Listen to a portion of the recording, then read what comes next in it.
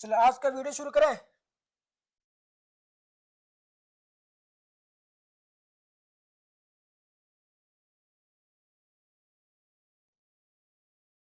चलिए इस वीडियो में हम लोग पार्टिकुलरली क्लास 8 के बारे में बात करेंगे। हम लोग सब्जेक्ट हिंदी जो है, जितने भी चैप्टर्स है सभी चैप्टर्स का जो वीवीआई एमसीक्यूज है इसमें पढ़ाया जाएगा, बताया जाएगा। ठीक है, और सारे क्वेश्चंस इंपॉर्टेंट है from the exam point of view. Alright, basically इसमें हम लोग पढ़ेंगे क्लास 8 के बारे में।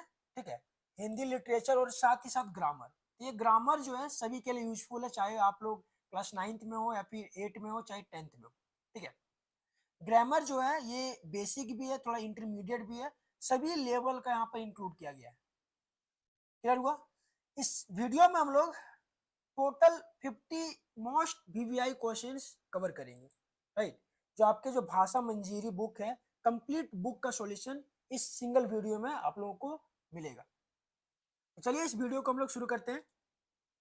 पहला क्वेश्चन है, पुष्प की अभिलाषा के कवि कौन है?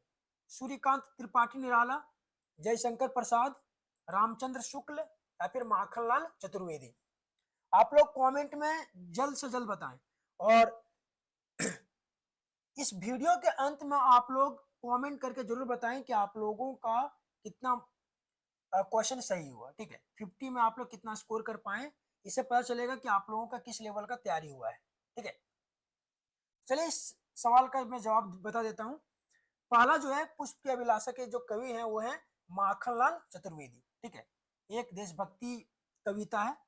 चलिए आगे बढ़ते हैं। क्वेश्चन नंबर 2 है, पुष्प की अभिलाषा क्या है? देश के वीरों के सिर पर चढ़कर इठलाने की, प्रियतम को ललचाने की, वीरों के पद पर बिछ जाने की, या फिर इनमें से कोई नहीं? अगर आप लोग ये फर्स्ट पॉइंट पढ़े हैं, माखनलाल चतुर्वेदी के द्वारा लिखा गया पुष्प की अभिलाषा, तो आप लोगों को पता होगा इसमें जो पुष्प की जो अभिलाषा होती है, इच्छा जो होती है, वो होती है वीरों के पद पर बिछ जाने की। ठीक है, ऑप्शन हमारा सी सही हो जाएगा। आप लोग जल्द से जल्द कमेंट करें। जैसे आप लोग को क्वेश्चन दिखता है आप लोग तुरंत कमेंट करें, ताकि मुझे पता चल सके कि आप लोगों का जो प्रिपरेशन है बहुत ही अच्छा है। ठीक है, चलिए आगे बढ़ते हैं। क्वेश्चन नंबर 3, पुष्प किससे अपनी इच्छा व्यक्त करता है? वन माली से, फौजियों से, भगवान से, या फिर सूरज से? पुष्प अपनी इच्छा किससे व्यक्त करता है? तो देखिए वन माली से। ठीक है, ऑप्शन हमारा ये सही हो जाएगा। क्वेश्चन नंबर 4 है, पुष्प की समानार्थी शब्द होता है? पुष्प का यहाँ पर समानार्थी या फिर पर्यायवाची शब्द क्या है? कोयल, पेड़, सुमन, या फिर बादल? ये बहुत ही इजी और बेसिक सा सवाल है। इसका सही उत्तर हो जाएगा हमारा ऑप्शन सी, सुमन। ठीक है, आगे बढ़ते हैं। कार्निवाल का मैदान कैसा था? ये लिया गया है छोटा जादूगर से। ठीक है, कार्निवाल का मैदान कैसा था? खुशनुमा, दुखनुमा, विषाद का, उदासी का? ये तीनों जो है ना हमारा सैड मोमेंट आ रहा है। और ये ऐसा वहां पर क्या लगा था, मेला मेला लगा था, तो मेला में कैसा होता है? खुशनुमा। ठीक है, तो ऑप्शन हमारा ये सही हो जाएगा। छोटा जादूगर लड़का कितने वर्ष का था? 10-12, 12-13, 13-14, या फिर 14-15? सही जवाब दीजिए।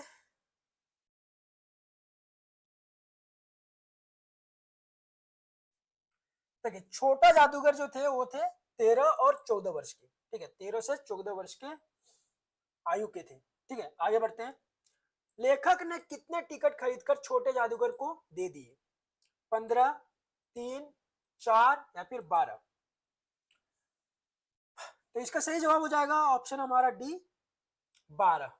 ठीक है, चलिए आगे बढ़ते हैं। छोटा जादूगर को आवश्यकता ने क्या बना दिया था? बेवकूफ, नालायक, ईमानदार, या फिर चतुर?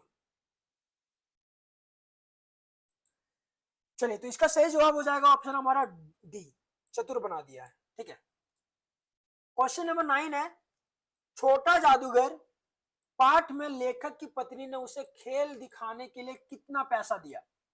1, 2, 3, या फिर 4? कितने रुपए दिया?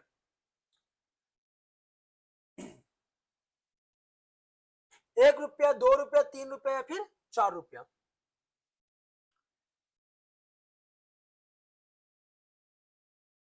इसका सही जवाब हो जाएगा ऑप्शन हमारा ए, 1 रुपया। ठीक है, चलिए आगे बढ़ते हैं।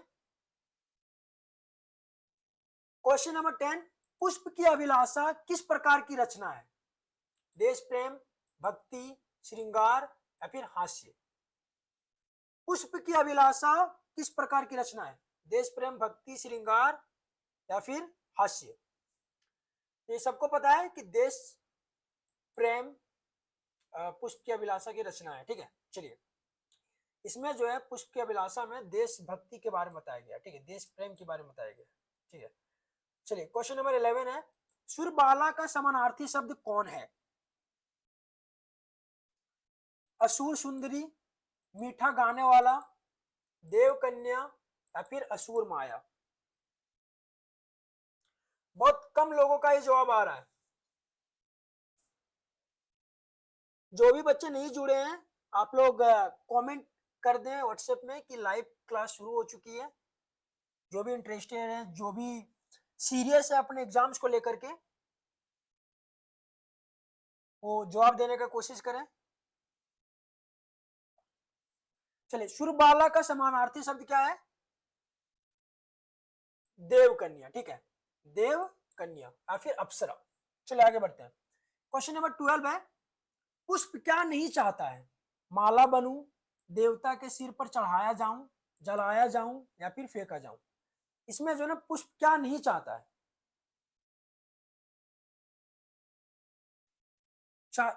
देवता के सिर पर चढ़ाया जाऊं, ये नहीं चाहता है। ठीक है, ऑप्शन हमारा बी सही हो जाएगा।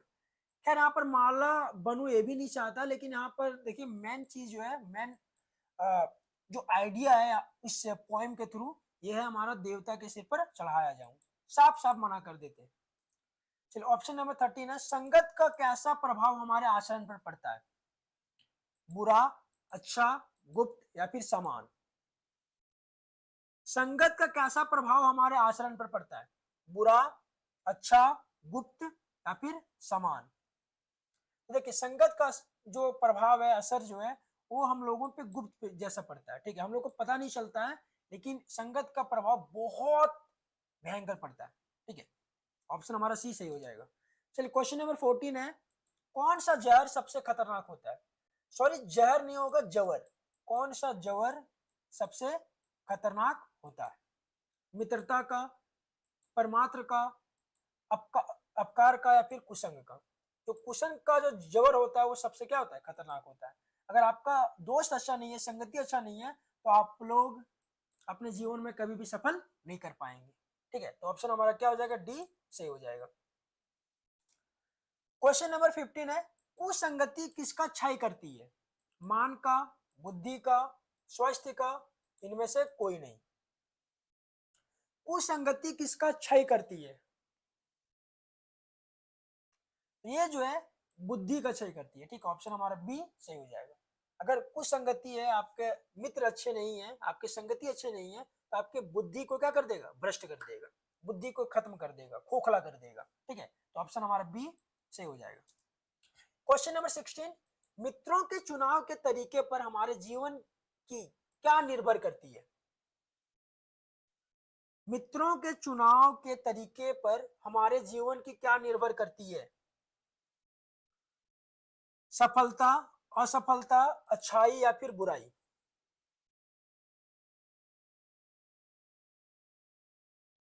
आप लोग जल्द से जल्द जवाब दें। इससे क्या निर्भर करती है?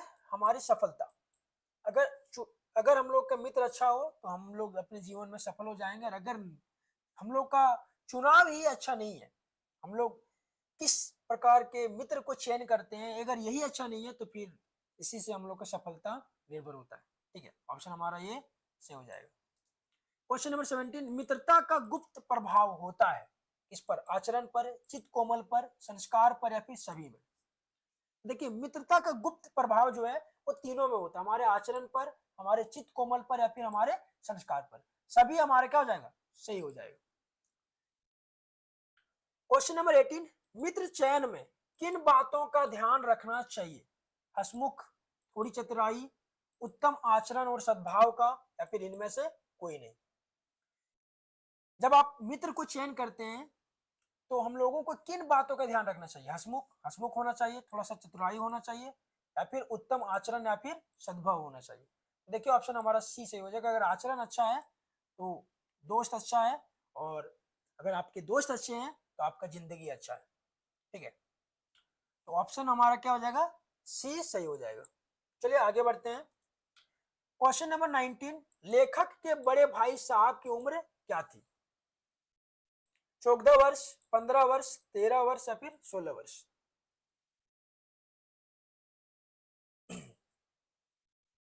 19 का जवाब दीजिए। लेखक के बड़े भाई साहब की उम्र क्या थी? देखिए, लेखक के बड़े भाई साहब की उम्र जो थी वो 14 वर्ष थी। ठीक है, और लेखक प्रेमचंद्र की जो उम्र थी वो थी 9 वर्ष। ठीक है, कितने वर्ष? 9 वर्ष। चलिए आगे बढ़ते हैं। लेखक के बड़े भाई कौन सी कक्षा में थे? 9वीं, 10वीं, या फिर 8वीं, या फिर इनमें से कोई नहीं? नन। तो ऑप्शन हमारा क्या हो जाएगा? ये सही हो जाएगा, 9वीं। वो 9वीं कक्षा में थे और वो 5वीं कक्षा में थे। ठीक है, चलिए आगे बढ़ते हैं। लेखक का मन किस काम में नहीं लगता था? जो प्रेमचंद्र है उसका मन किस काम में नहीं लगता था? खेलने में, दोस्तों के साथ, पढ़ने में, या फिर काम करने में? ये लिया गया है बड़े भाई साहब से। तो लेखक का मन किस में नहीं लगता था? पढ़ने में। ठीक है, पढ़ने में उसको मन नहीं लगता था। चलिए आगे बढ़ते हैं। बड़े भाई साहब किस कला में निपुण थे? पढ़ने में, खेलने में, कच्चे खेल में, या फिर पतंग उड़ाने की कला में? तो देखिए, जो बड़े भाई साहब थे उसके, प्रेमचंद्र के, वो पढ़ने में निपुण रहते थे, लेकिन फिर भी वो क्या हो जाते थे? फेल हो जाते थे। जबकि जो प्रेमचंद्र होते थे लेखक, वो पढ़ने में थोड़ा सा भी उसको मन नहीं लगता था, फिर भी वो क्या हो जाते थे? पास हो जाते थे। इसी चीज को देख करके उसके जो बड़े भाई साहब थे वो आश्चर्य होते थे, हैरान रह जाते थे। ठीक है, क्वेश्चन नंबर 23, बड़े भाई साहब किस मामले में जल्दबाजी नहीं करते थे? निर्णय लेने में, शिक्षा के मामले में, खेलकूद में, या फिर लड़ने में? तो देखिए, बड़े भाई साहब जो हैं वह शिक्षा के मामले में वो जल्दबाजी नहीं करते थे। ठीक है, ऑप्शन हमारा बी सही हो जाएगा। चलिए क्वेश्चन नंबर 24 देखते हैं। इस पाठ में गांधी जी किस आंदोलन का उल्लेख है? गांधी जो जी के किस आंदोलन का उल्लेख है? ये लिया गया बस की यात्रा से। ठीक है, यहाँ पर नहीं लिखा गया। बस की यात्रा में गांधी जी के किस आंदोलन का उल्लेख किया गया? असहयोग आंदोलन, सविनय अवज्ञा आंदोलन, उपयुक्त दोनों, या फिर इनमें से कोई नहीं? देखिए, इसमें दोनों का जिक्र किया गया है। असहयोग आंदोलन का जिक्र किया है और सविनय अवज्ञा आंदोलन का भी जिक्र किया गया। तो ऑप्शन हमारा क्या हो जाएगा? सी सही हो जाएगा, उपयुक्त दोनों। ठीक है, दोनों हो जाएगा सही। क्वेश्चन नंबर 25 है, लेखक के हरे भरे पेड़ों को क्या समझाता था? जीवनदाता, मित्र, शत्रु, या फिर शुभ चिंतक? लेखक हरे भरे पेड़ों को क्या समझता था? जीवनदाता, मित्र, शत्रु, या फिर शुभ चिंतक? तो ऑप्शन हमारा सी सही हो जाएगा, क्योंकि उसको विश्वास नहीं था कि जो ये बस है वह सही तरीके से रोड पे चलेगी, क्योंकि बस का जो हालत था वो जर्जर हो चुका था, बहुत ही वृद्ध हो चुका था, और लेखक को जो है बस से भरोसा उठ गया था। इसलिए जितने भी पेड़ से गुजर रहे थे लेखक, सभी को अपना वो शत्रु, अपना दुश्मन समझ रहे थे। ठीक है, चलिए क्वेश्चन नंबर 26 देखते हैं। बस की यात्रा पाठ के लेखक कौन है? भगवती चरण वर्मा, कांतानाथ, हरिशंकर परसाई, इनमें से कोई नहीं? बस की यात्रा पाठ के लेखक कौन है? तो ऑप्शन हमारा सी सही हो जाएगा, हरिशंकर परसाई। चलिए आगे बढ़ते हैं। उस बस में कंपनी के कौन सवार थे? बस की यात्रा का बात किया जा रहा है कि बस में कंपनी के सवार कौन थे? ठीक है, चौकीदार थे, हिस्सेदार थे, दावेदार थे, या फिर इनमें से कोई नहीं? तो देखिए, कंपनी के हिस्सेदार उस बस में सवार थे, लेखक के साथ साथ वो भी जा रहे थे, कंपनी के हिस्सेदार साहब। ठीक है, क्वेश्चन नंबर 28 है, समझदार आदमी में समझदार शब्द है। समझदार आदमी में समझदार जो शब्द है वो क्या है? संज्ञा है, सर्वनाम है, क्रिया है, या फिर विशेषण है? अगर बताया जाए, यहाँ पर पूछा जाए कि वह आदमी कैसा है, समझदार है, तो यहाँ पर कैसे का जवाब आ रहा है। और आप लोगों को पता होगा कि जो जो कैसे का जवाब दे दे, जो शब्द कैसे का जवाब दे दे, उसे हम लोग क्या कहते हैं, सर्वनाम कहते हैं। तो ऑप्शन हमारा क्या हो जाएगा, डी सही हो जाएगा। ठीक है, ऑप्शन डी सही हो जाएगा, विशेषण। क्वेश्चन नंबर 29, आजकल के समाचार पत्रों की खबरें देखकर लेखक की क्या स्थिति है होती है। आजकल के समाचार पत्रों की खबरें देखकर लेखक की क्या स्थिति होती है। मन बैठ जाता है, लेख के लिए सामग्री मिल जाती है, मन खुश हो जाता है, या फिर संपादक को पत्र लिखने का मन बनता है। ये लिया गया है, क्या निराश हुआ जाए। ठीक है, तो क्या हो जाता है स्थिति इसका, मन बैठ जाता है, मतलब वो दुखी हो जाते हैं। ठीक है, मन उसका बैठ जाता है, लेखक का। क्वेश्चन नंबर 30 है, लोगों में सेवा, ईमानदारी, सच्चाई जैसे मानवीय गुण क्यों बचे हुए हैं, अभी भी क्यों बचे हुए हैं। क्योंकि धर्म को कानून से बड़ा समझने के कारण, या फिर कानून को धर्म से बड़ा समझने के कारण, या धर्म और कानून को बराबर समझने के कारण, या फिर धर्म और कानून में कोई संबंध ना होने के कारण।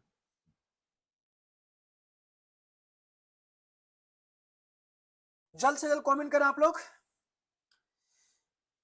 जो अविनाश है,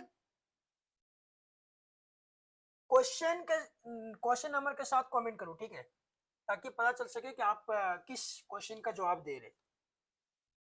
ठीक, बाकी बस सभी बच्चे ठीक ठाक कमेंट कर रहे हैं, सभी का लगभग जो क्वेश्चंस का जो ऑप्शंस है वो सही मिल रहा है। आप लोगों का जो प्रिपरेशन है बहुत अच्छे तरीके से हुआ है। क्वेश्चन का जवाब दीजिए। देखिए, लोगों में जो सेवा और ईमानदारी और सच्चाई का जो गुण बचा हुआ है, वो इसलिए बचा है क्योंकि धर्म को जो ना कानून से क्या समझता है, बड़ा समझता है। ठीक है, कानून से बड़ा किसको समझा जाता है, धर्म समझा जाता है। इसीलिए जो है ना, लोगों में अभी भी सेवा, ईमानदारी, सच्चाई बची हुई है। अगर कानून को बड़ा समझा जाता, तो कानून को लोग जो ना हाथ में ले लेते और बहुत ज्यादा बुराइयां, बहुत ज्यादा जो है गंदगी फैल जाता लोगों में। लोगों में बहुत ज्यादा लालच हो जाता है, जो कानून भी कुछ नहीं कर पाता। अभी हम लोगों में जो ईमानदारी, सच्चाई बचा है, वो धर्म के कारण बचा। हम लोग भगवान से डरते हैं, ना कि कानून से। ठीक है, चलिए क्वेश्चन नंबर 31 है, कानून की कमियों का लाभ कौन सा वर्ग उठा रहा है। जो कानून में जो कमियां है, उसका लाभ कौन उठा रहा है, मध्यम वर्ग, निम्न वर्ग, उच्च वर्ग, या फिर उपरोक्त सभी। देखिए, मध्यम वर्ग जो मिडिल क्लास के जो फैमिली है वो तो नहीं उठा रहे हैं, और जो पिछड़ी जनजाति के जो लोग हैं वो भी नहीं उठा रहे। सिर्फ उच्च वर्ग के लोग ही क्या कर रहे हैं, कानून की कमियों का लाभ उठा रहे हैं। ठीक है, चलिए ऑप्शन हमारा सी सही हो जाएगा। क्वेश्चन नंबर 32, मनुष्य का मनुष्य से प्रेम करना, महिलाओं का सम्मान करना आदि किसका प्रमाण है। मानवीय मूल्य नष्ट होने का, मानवीय मूल्य बचे रहने का, सामाजिक दबाव का, या फिर कानून का भय होने का। तो कानून का भय नहीं है, सामाजिक दबाव भी नहीं है, मानवीय मूल्य बचे रहने का। हम लोगों में ह्यूमैनिटी है, मानवता बचा हुआ है। इसी के कारण से आज एक मनुष्य दूसरे मनुष्य से प्रेम कर पा रहा है, या फिर महिलाओं का सम्मान कर पा रहा है। ठीक है, अगर ह्यूमैनिटी नहीं होता तो ये सब चीजें कुछ भी नहीं करते हम लोग। तो ऑप्शन हमारा क्या हो जाएगा, बी सही हो जाएगा, मानवीय मूल्य बचे रहने से। ठीक है, क्वेश्चन नंबर 33, लेखक को कौन सी बात ज्यादा बुरी लगती है। दोषों को प्रकट करने का, आनंद लेने के लिए दोष गिनाने का, बुराई में आनंद लेना, दूसरों की अच्छाई ना प्रकट करना। देखिए, लेखक को जो ना ज्यादा जो बुरा जो लग रहा है हजारी प्रसाद द्विवेदी को, वो इस बात को लग रहा है कि देखिए, जब कोई व्यक्ति गलती करता है तो उसकी गलती को जो ना बढ़ा चढ़ा करके लोगों के बीच में प्रस्तुत किया जाता है। लेकिन वही व्यक्ति अगर अच्छा काम करे तो लोग जो है ना उसके बारे में कोई बात नहीं करते हैं। ठीक है, जिस प्रकार से किसी के बुराई का बात किया जाता है, बढ़ा चढ़ा करके बोला जाता है, ठीक उसी प्रकार से जब कोई व्यक्ति अच्छा कर्म करता है तो उसको भी जो ना बढ़ा चढ़ा करके क्या करना चाहिए, बोलना चाहिए, लोगों को बीच में प्रकट करना चाहिए। ठीक है, तो लेखक को जो सबसे बुरी बात लगती है वो ये लगती है कि दूसरों की अच्छाई को जो ना प्रकट नहीं किया जाता है। ठीक है, जितना बुराई प्रकट किया जाता है उतना उसकी अच्छाई को प्रकट नहीं किया जाता है। यही हमारा सही उत्तर हो जाएगा, ऑप्शन हमारा डी। और ये सही बात है, हमारे समाज में भी ऐसा होता है। क्वेश्चन नंबर 34, कानून की रूटियों का लाभ उठाने से कौन लोग संकोच नहीं करते हैं। धर्मगुप्त, धर्मवीर, धर्मवीरू, या फिर उद्धवीर। इसका सही जवाब हो जाएगा ऑप्शन नंबर सी, धर्मवीरू। ठीक है, कानून के रूटियों का लाभ सबसे कौन उठाता है, धर्म भीरु। चलिए हम लोग आगे बढ़ते हैं। क्वेश्चन नंबर 35, लेखक के अनुसार आज चिंता का विषय क्या है? दोष छिपाना, गुण छिपाना, अच्छाइयों का प्रचार करना, समाज में भ्रष्टाचार, ठगी डकैती आदि। लेखक के अनुसार जो आज चिंता का जो विषय है क्या है? समाज में भ्रष्टाचार, ठगी और डकैती। ये हमारा क्या है? ऑप्शन हमारा डी सही हो जाएगा, चिंता का विषय है। क्वेश्चन नंबर 36, किस अवस्था में मित्रता का धुन सवार होता है? युवावस्था, बालपन, छात्रावस्था या फिर वृद्धावस्था? सबसे ज्यादा मित्रता का जो धुन जो सवार होता है, पागलपन जिसे बोल सकते हैं हम लोग, ये होता है छात्रावस्था में। छात्रावस्था में बहुत गजबे टाइप का जो है ना हम लोग क्या करते हैं? मित्रता करते, दोस्ती करते हैं। ठीक है। क्वेश्चन नंबर 37 देखते हैं। बस में यात्रा के समय लेखक के कितने बच्चे साथ थे? ये भी हजारी प्रसाद द्विवेदी का है, क्या निराश हुआ जाए, इस चैप्टर से लिया गया है। ठीक है। बस में यात्रा के समय लेखक के कितने बच्चे साथ थे? 2, 3, 4 या फिर 5? तो इसका सही जवाब हो जाएगा ऑप्शन हमारा बी, 3 बच्चे। ठीक है। साथ ही साथ उसकी पत्नी भी थी। क्वेश्चन नंबर 38, राम नारायण सिंह का जन्म कब हुआ था? 1985, 2005, 1885 या फिर 1785? देखिए सब 85 वाला आ रहा है, तो यही सब जो है ना ऑप्शन होने का चांसेस बहुत ज्यादा है, लेकिन याद रखिएगा 1885। ठीक है। ऑप्शन हमारा क्या हो जाएगा? ऑप्शन हमारा सी सही हो जाएगा, 1885। चलिए आगे बढ़ते हैं। हुनरू जलप्रपात का पानी कितने फीट से नीचे गिरता है? 272, 244, 275 या फिर 320? तो ऑप्शन हमारा बी सही हो जाएगा, 320। 320 से 322 फीट ऊपर से गिरती है। ठीक है। चलिए क्वेश्चन नंबर 40 है, रात के सन्नाटे में कौन रोता है? नदियां रोती है, जंगल रोता है, घर रोता है या फिर खलिहान रोती है? तो देखिए रात के सन्नाटे में कौन रोता है? तो नदियां रोती है। ठीक है। ऑप्शन हमारा ये सही हो जाएगा। चलिए क्वेश्चन नंबर 41, डॉक्टर चंदा क्या बनना चाहती थी? इंजीनियर, डॉक्टर, प्रोफेसर, कवि? डॉक्टर चंदा क्या बनना चाहती थी? डॉक्टर बनना चाहती थी। ऑप्शन हमारे यहाँ बी सही हो जाएगा। क्वेश्चन नंबर 42 है, शुभांगी के पिता आंगन में बैठकर क्या पढ़ रहे थे? अखबार, किताब, कविता या फिर उपन्यास? देखिए शुभांगी के जो पिता हैं वो अखबार पढ़ रहे थे। ऑप्शन हमारा ये सही हो जाएगा।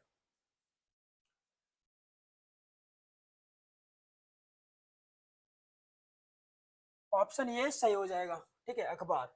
चलिए आगे बढ़ते हैं। तालाब बांधता धुरम स्वभाव के रचनाकार कौन है? अनुपम मिश्र, महादेवी वर्मा, शिवानी या फिर निर्मला पुतुल? देखिए 43 का सही जवाब हो जाएगा हमारा अनुपम मिश्र। अनुपम मिश्र। बहुत लोगों का सही जवाब आ रहा है, अनुपम मिश्र हो जाएगा। ठीक है। 43 का सही जवाब हो जाएगा अनुपम मिश्र, ऑप्शन ए। बिहार के किस इलाके में अकाल के समय 63 तालाब बनवाए गए थे? बिहार के किस इलाके में अकाल के समय 63 तालाब बनवाए गए थे? पटना में, औरंगाबाद में, दरभंगा में या फिर मधुबनी में? तो इसका सही जवाब हो जाएगा ऑप्शन हमारा डी, मधुबनी। ठीक है। मधुबनी इलाके में अकाल के समय 63 तालाब बनाए गए थे। अब हमारा ग्रामर पोर्शन जो ना स्टार्ट होता है। क्वेश्चन नंबर 45 देखते हैं हम लोग। देव प्लस आलय का सही संधि रूप क्या होगा? देव प्लस आलय का सही संधि रूप क्या होगा? देवालय, देवालय या फिर देवालय या फिर देव आलय?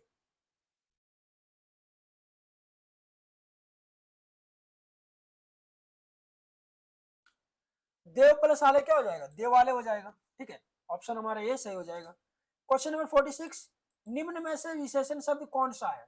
लड़का, सुंदर, दौड़ना, धीरे? धीरज जो हो गया वो हमारा क्रिया विशेषण हो गया, दौड़ना हमारा हो गया क्रिया, लड़का हो गया हमारा संज्ञा, सुंदर वह लड़की कैसी है? सुंदर है। तो कैसे का जवाब दे दे उसे हम लोग क्या कहते हैं? विशेषण कहते हैं। ऑप्शन हमारा बी सही हो जाएगा।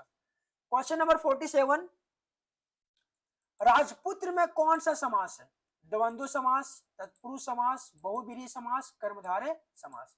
तो हम लोग जानते हैं द्वंद्व समास किसे कहते हैं बताओ? राजपुत्र का अगर हम लोग विग्रह करें तो क्या हो जाएगा? राजा का पुत्र, राजा का पुत्र। ठीक है, यहाँ पर देखिए का आ रहा है, का यहाँ पर कौन सा चिन्ह है? ये कारक चिन्ह है। ठीक है, कारक। जब हम लोग विग्रह करें और कारक आ जाए तो उसे हम लोग क्या कहते हैं? तत्पुरुष समास कहते हैं। और तत्पुरुष समास का परिभाषा होता है जिसका दूसरा पद क्या हो? प्रधान हो। तो यहाँ पर बात किसका किया जा रहा है? राजा का पुत्र का, ना कि राजा का।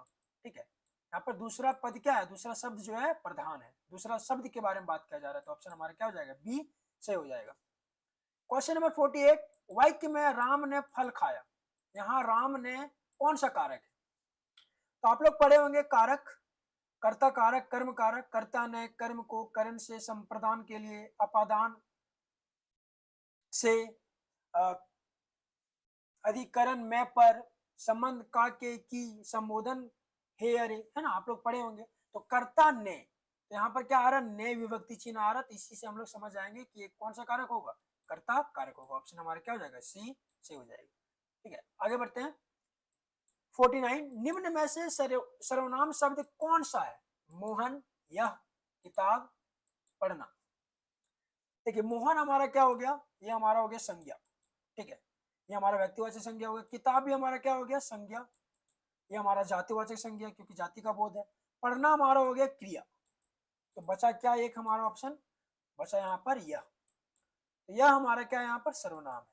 ठीक है, यह हमारा पुरुषवाचक सर्वनाम भी हो सकता है या फिर हमारा निश्चयवाचक सर्वनाम भी हो सकता है। ठीक है, डिपेंड करता है कि यह के बाद क्या लग रहा है। अगर निर्जीव चीजें लग रहा है तो हमारा ये निश्चयवाचक सर्वनाम होगा। अगर यह यहाँ पर प्रयोग किसी एक पुरुष या फिर स्त्री के लिए हुआ है तो ये हो जाएगा हमारा पुरुषवाचक सर्वनाम। ठीक है, ये हमारा लास्ट क्वेश्चन है। अन्याय शब्द में उपसर्ग कौन सा है? उपसर्ग आप लोग जानते होंगे कि वैसा शब्दांश जो किसी शब्द से पहले लगकर उसके अर्थ को क्या कर दे? बदल दे। शब्द से पहले लगकर, यहाँ पर देखिए एक जो है ना मूल शब्द है हमारा न्याय। क्या है? न्याय। और न्याय से पहले कौन सा एक शब्दांश लगा बताइए? तो अ लगा है। तो यही हमारा क्या हो जाएगा? उत्तर हो जाएगा हमारा ऑप्शन ए। ये रहा हमारा 50 most VPI question for exam point of view. आप लोग जल्द से जल्द कमेंट कीजिए कि आप लोगों का 50 में से कितना सही जवाब हुआ। ठीक है, 50 में से आप लोग कितने सही जवाब दिए, इस चीज को कमेंट कीजिए ताकि मुझे भी पता चल सके कि आप लोग कितना ज्यादा अच्छे तरीके से ढंग से तैयारी किए। ठीक है, अभी फिर से तुरंत क्लास 9 का ये क्लासेस होगा